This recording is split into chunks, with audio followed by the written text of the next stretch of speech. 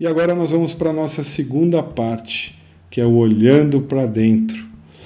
Eu gostei muito dessa charge que mostra um bonequinho ali olhando para a caneca em 1950, olhando para a tela de um computador, do microcomputador em 90, olhando para um computador mais moderno em 2000 e olhando com o Google Glass, com óculos, wearable computing, para a mesma caneca que ele olhava em 50, em 2015.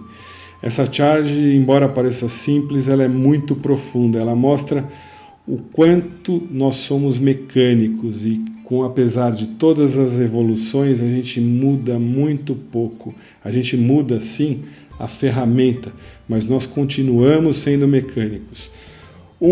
Das pessoas dos autores que mais me inspirou e que me deu um melhor caminho para autoconhecimento até hoje foi Ouspensky. Ouspensky, ele afirma que o homem está naturalmente em um estado de auto-ignorância. O caminho para o despertar é, portanto, sinônimo de um caminho para o autoconhecimento. Conhece a ti mesmo, e tradicionalmente atribuída a Sócrates, né? A gente leu essa frase no início da nossa conversa, na verdade constitui a fundação para qualquer ensinamento verdadeiro. Então, embora nós tenhamos começado pelo universo exterior, a gente só vai começar a evoluir quando a gente começar a olhar para dentro. Mas isso, autoobservação, como diz Ouspensky, isso para mim é muito difícil. A primeira vez que eu escutei essa dica ou essa sugestão que todo mundo escuta um momento na sua vida é: você precisa se conhecer melhor, você tem potencial. Eu me peguei olhando para o espelho e dizendo: muito prazer, eu sou o Alexandre, e como é que eu faço para me conhecer melhor?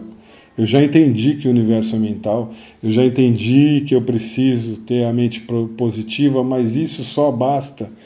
Então o Ouspensky, ele dá um caminho muito legal de autoconhecimento. Eu acho que o livro bacana para se ler aqui é A Psicologia Possível, A Psicologia do Homem Possível, algo assim. Procurem esse PDF, tem disponível na internet, baixa toda a obra que você achar em PDF do Ouspensky e do Girdler, que são excelentes para quem está se iniciando em mistérios, em metafísica. Talvez seja um pouquinho mais difícil, mas na segunda leitura você já começa a entender. Eu vou falar qual foi o meu entendimento de uma maneira prática. O Ouspensky, ele fala que nós temos vários eus, e esses eus flutuam.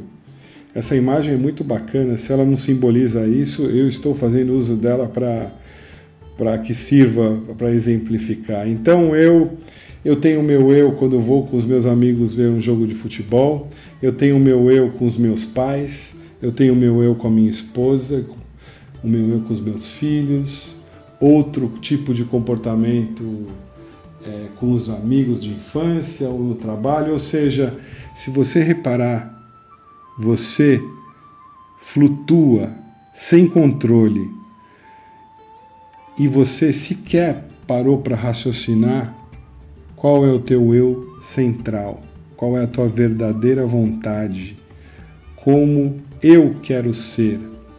Então, como a gente está nesse estágio, como diz o Ouspensky, dormindo ou sonhando, a gente muda o comportamento e muda esse nosso eu interior conforme a situação. Ouspensky ainda diz, e eu acho isso muito interessante, que nós temos 3 tipos de influência. A influência A, que são os interesses da vida.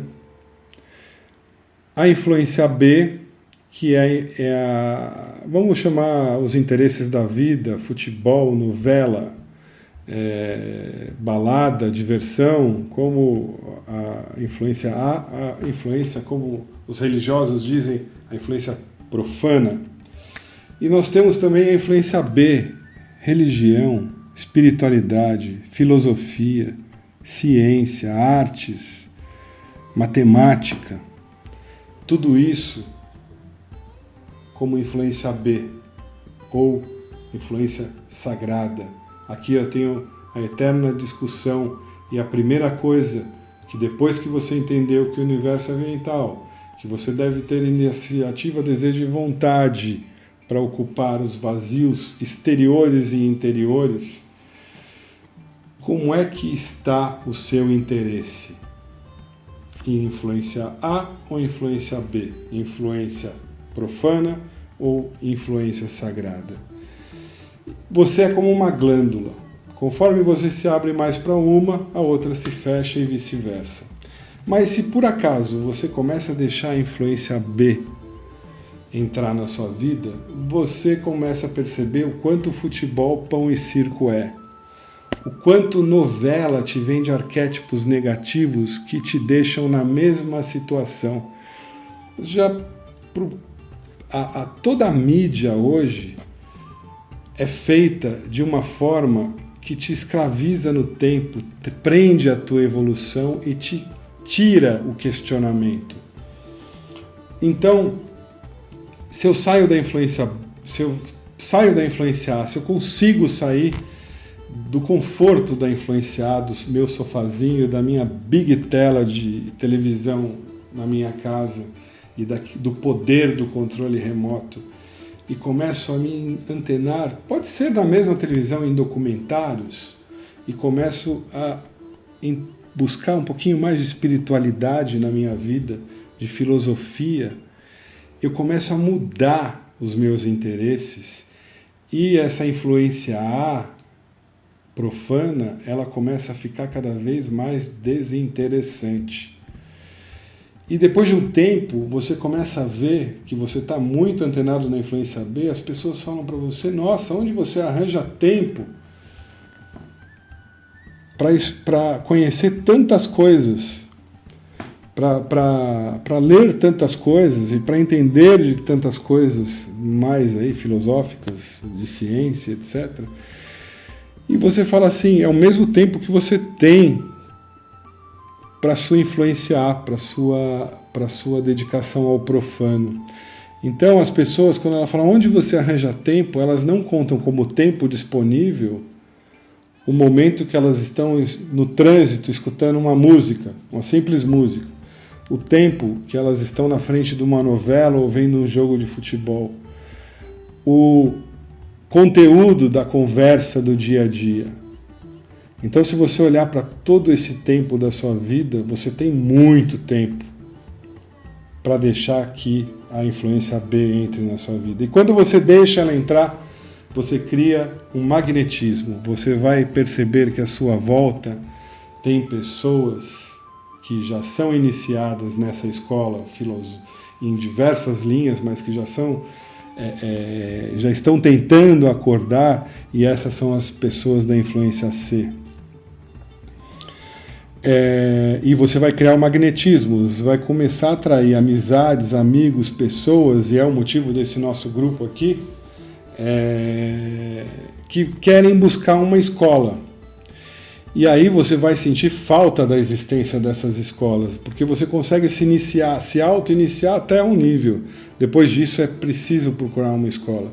Existem muitas escolas que você pode tomar como caminho. Algumas que eu conheço é a maçonaria, a Rosa Cruz, a própria Umbanda ainda é uma religião que não foi tão codificada a ponto de não discutir abertamente alguns mistérios. É uma religião que eu considero bastante open source 2.0, como dizem os termos de web hoje. Então essa é o sentido das influências A, B e C de Ouspensky.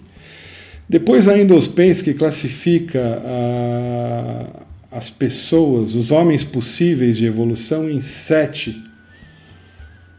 steps, em 7 degraus. Qualquer semelhança com as 7 vibrações da teoria de 11 cordas, será que é mera coincidência? Então ele fala que no estágio 1, 2 e 3, e olha só que interessante, 1, a primeira diferenciação, 2, a divisão de polos, 3, positivo, negativo e neutralizante. Então no estágio 1, 2 E 3, o homem número 1, o homem número 2 e o homem número 3. O homem ainda está dormindo e ele só passa a ter consciência de si no estágio 4. Pessoas do estágio 4 no nosso planetinha são considerados seres iluminados. Então eu acredito, pelo meu entendimento, que um Gandhi, um Jesus Cristo, um Buda, Moisés e todos os outros grandes filósofos que iluminaram a humanidade, eles são pessoas do estágio 4 ou talvez 5. Então, os estágios 5, 6 e 7 são tão inalcançáveis que eu deixo o entendimento deles para a leitura de vocês de Ouspensky. Ouspensky também, ele divide, aqui começa uma excelente ferramenta para autoconhecimento.